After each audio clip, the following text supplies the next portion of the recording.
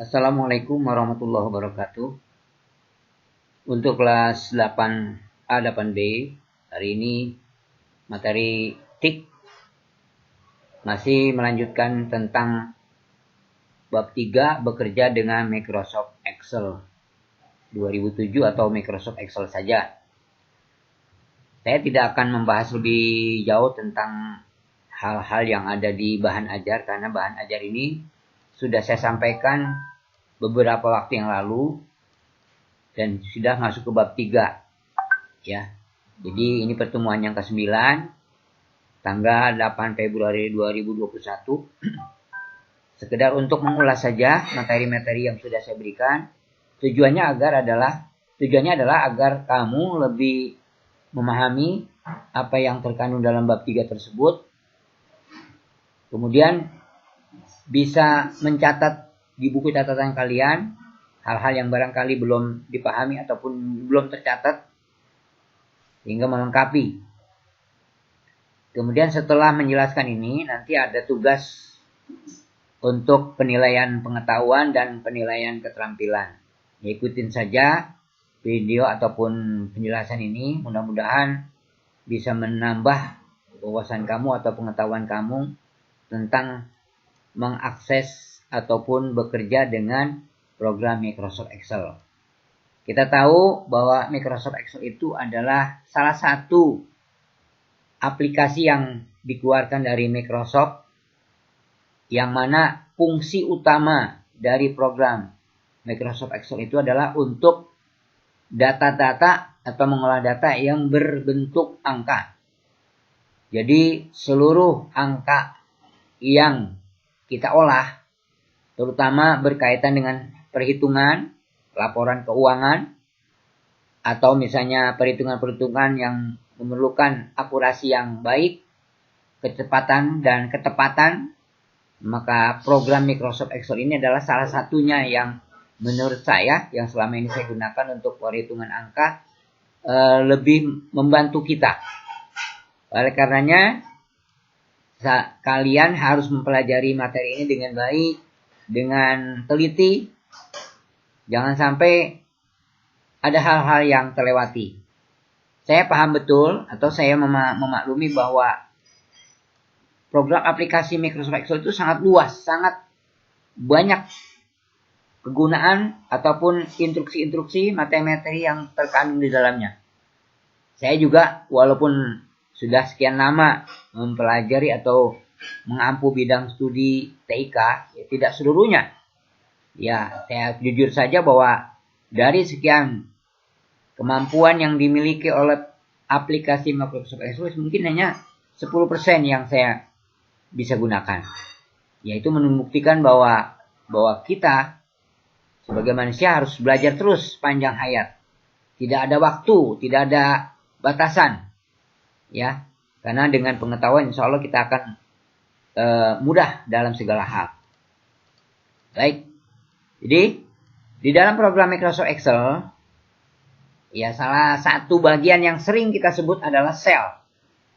Ya sudah saya katakan di pertemuan sebelumnya pun, sel merupakan perpaduan antara baris dan kolom yang berfungsi untuk memasukkan data. Ya, jadi kalau saya buka program Excel, ini saya tutup dulu. Seperti apa sih sel tampilannya? Ini kebetulan Excelnya saya menggunakan Excel versi 2016. Intinya sama, ya. Jadi untuk membuka Excel tadi sudah saya peragakan langsung, tidak saya jelaskan. Jadi muncullah ke sini, namanya blank. Jadi kalau kita membuat file baru ya ambilnya blank saja. Kalau kita menggunakan yang ada di sini nih, model-modelnya ya, model apa macam-macam. Misalnya berkaitan dengan ucapan selamat datang atau berkaitan dengan formula tutorial dan banyak lagi. Ya, ini template yang sudah ada. Kita tidak menggunakan template, arti itu template itu program Excel yang sudah jadi. Nah, tinggal kita sesuaikan saja dengan kebutuhan. Tapi kita di sini ambilnya blank workbook. Ya. Nah, ini tampilan utama dari program Excel. Nah, kotak-kotak ini, ya, ini yang disebut dengan sel. Ya, tadi disebutkan sel itu adalah perpaduan atau pertemuan antara baris dan kolom. Baris itu maksudnya ini. 1, 2, dan seterusnya. Sampai berapa? 1, ya. Saya lihat baris yang paling akhir di sini. Kita lihat saja. Ya, ini dia baris yang paling akhir. Baris yang paling akhir itu 1.048.576 baris. Itu paling akhir. Lalu kolom. Ya, kolom pertama itu kolom A. Ini kolom A. Nah, kolom terakhir itu kolom apa? Z. Oh, enggak juga. Atau ZZ, tidak juga. Kita lihat saja kolom terakhir. Kolom terakhir adalah kolom XFD. Nah, ini berapa ribu kolom ini? Dari A sampai XFD ya. Jadi itulah secara umum ataupun penjelasan singkat tentang bagian dari Excel. Nah, ini sel, kembali lagi ke sel. Jadi perpaduan atau pertemuan antara baris dan kolom. Misalnya sel ini. Jadi kalau kotaknya ini namanya sel, tapi yang bisa pindah-pindah ini namanya pointer. Penunjuk sel ya. Misalnya saya ada di kolom E5. Nah, ini disebutnya kolom E5 karena perpaduan antara kolom E dan baris 5. Ya. Atau kolom atau sel 5E. Jarang yang ada sel E5 ya. Nah, ini artinya saya ada di kolom E baris 5. Nah, ini sel ini bisa kita rubah. Kita rubah, lebarkan ke kanan atau lebarkan ke bawah. Nah, seperti itu. Itu namanya mengubah sel. Kita lihat lagi di sini di penjelasannya itu sel, tentang sel. Ya tadi, mengatur ukuran sel. Secara default 15 ya. Kita lihat aja berapa lebarnya ini. Lebarnya berapa? Kita lihat di sini. Kolom width. Ya, di sini 8,43. Bedanya apa? Nah, di sini ternyata ini. Ini lebarnya 8,43 piksel atau 64 piksel. Ini lebarnya ini. Lebar itu maksudnya lebar ini. Ya, ini lebar. Lebar ya, lebar ini tuh. Lebarnya tadi berapa? 8,43 atau 64 piksel. Lalu tingginya. Nah, tingginya ini maksudnya ini. Ya, ini kalau kita lebar ini tingginya berapa? Kita cek aja di sini. Ya, raw height. Nah, itu 15. Ya, jadi kondisi normal itu tingginya 15. Atau kalau di bentuk lain namanya 20 piksel. Ini kepadatan ya, 20 piksel kepadatannya. Nah, ini bisa dirubah, mengukur atau mengatur bisa dirubah. Boleh cara manual, kalau manual gini ini memang manual. Manual. Ya, itu lebar ke kanan, lebar ke bawah. Nah, tinggi. Lebar ke bawah itu maksud tinggi ya. Jadi ini kalau ini lebar, kiri kanan tuh untuk merubah lebar selnya, tapi kalau untuk merubah tinggi itu atas bawah. Itulah cara merubah lebar dan tinggi sel. Nah, ini kalau menggunakan langkah ya seperti ini, mengubah ukuran sel standar. Ya, kita lanjut.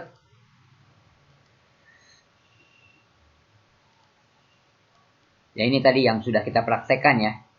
Yang ini maksudnya nih. Adanya di menu format. Nih, misalnya height. Itu tingginya atau lebarnya itu standarnya. Jadi kalau kita rubah, otomatis ini berubah lagi. Ya, kolomnya berapa berubahnya ya seperti ini. Padahal standarnya tadi untuk lebar itu kita lihat lebarnya adalah 8,46. Ya.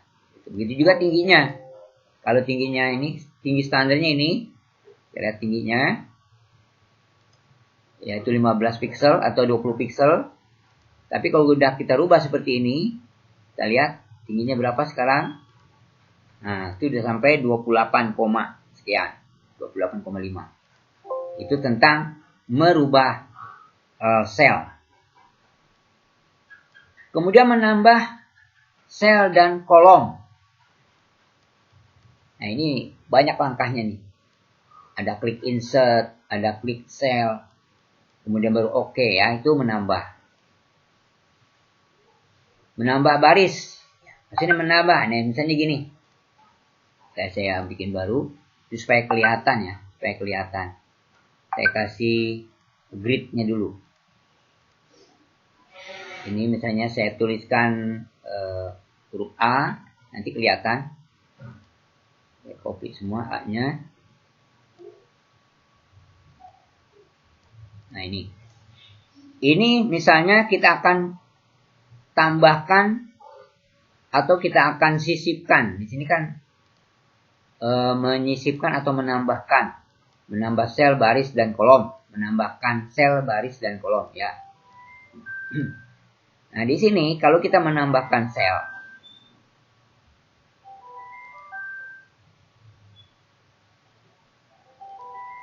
ya, ini kita menambahkan sel, bisa klik kanan, ya, kemudian sel format. Nah, seperti ini. Nah, ini dia, maksudnya yang di sini. Nah, sel. Kalau kita nambahkan sel, cuma satu sel, dia akan ini kedorong seperti ini. Nah, seperti itu kira-kira hasilnya. Ya, kedorong. Tapi kalau kita nambahkan satu baris, kita klik sini.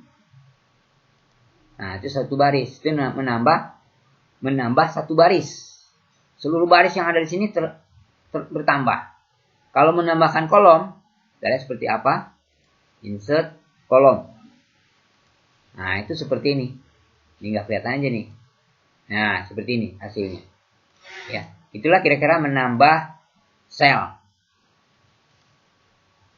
Kita lihat lagi materi berikutnya.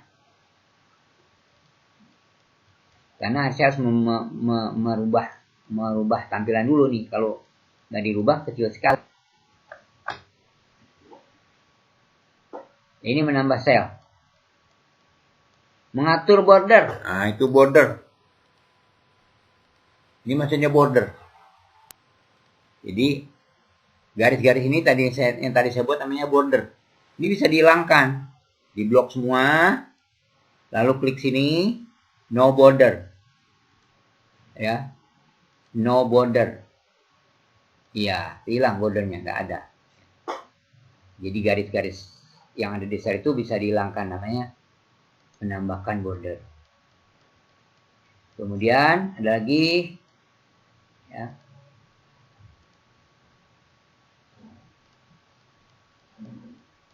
memasukkan data angka. Ya, maksudnya mengetik. Jadi kalau kita ketik angka, misalnya kita ketik angka 100, otomatis angkanya, misalnya kita ketik angka di sel D2 100, dia munculnya sebelah kanan. Kenapa? Karena dia angka. Dia harus sesuai dengan satuannya. Tapi kalau kita masukkan huruf, misalnya huruf Z, saya masukkan di sini. Nah, dia di sebelah kiri. Itu bedanya ya. Jadi di sini memasukkan angka. Ya, kamu baca dah penjelasannya. Memasukkan data berupa teks, tanggal dan waktu. Ya. Kalau data, ya misalnya data itu maksudnya tulisan. Misalnya MTS, ya, seperti ini. Tapi kalau berupa tanggal, hanya tanggal 8 Februari 2021. Nah, seperti ini hasilnya. Ya, nanti bentuknya tanggal. Terus tanggal pun nanti bisa dirubah tampilannya. Kita pilih sini. Ya, pakai short atau long. Kalau long seperti ini. Ada tanggal, ada hari. Tapi kalau short long atau short date, nah dia seperti ini saja. Ya. Itulah kira-kira contoh dari memasukkan data berupa tanggal dan waktu.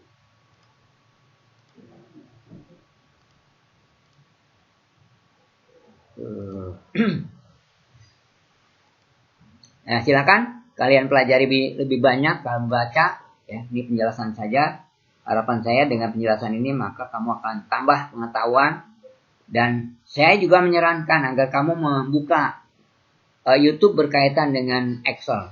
Sudah saya sampaikan sebelumnya ya. Ini hanya tambahan saja. Dan jangan lupa nanti tugasnya dikerjakan di ujian CBT dan keterampilan. Terima kasih. Assalamualaikum warahmatullahi wabarakatuh.